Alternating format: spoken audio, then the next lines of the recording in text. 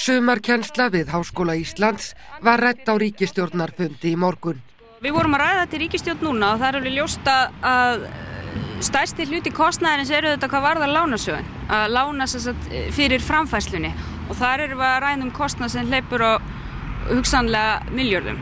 Þannig að þetta er eitthvað mál sem við verðum að leysa hér í sameiningu og við viljum gera það þannig að það eru þetta búið að vera hópur hér starfandi undir forystu iðnaðarráðuneytis með þátttöku menntamálaráðuneytis og fleiri sumarstörf fyrir háskólanema og núna helgina og fram að næsta ríkisstjórnarfundi munum við setjast niður og taka þetta saman hver staðan er og hvað við getum gert í sameiningu fyrir námsmenn.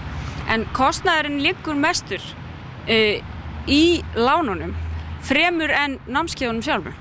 10.000 námsmenn gætu orðið án vinnu í sumar, þar af 6.000 úr Háskóla Íslands.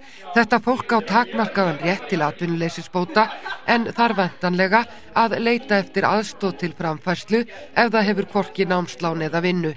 Það er því ljóst að kostnaður verður mikill, hvað sem verður ákveðið.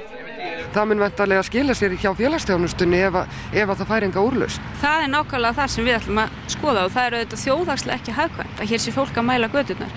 Það er líka ljóst og það er eitt af því sem við erum svona með frumtölur að stór hluti námsmanna á takmarkaðan rétt á atvinnuleysisbótum og þá er spurning hvernig er hægt að verja þeim peningum best.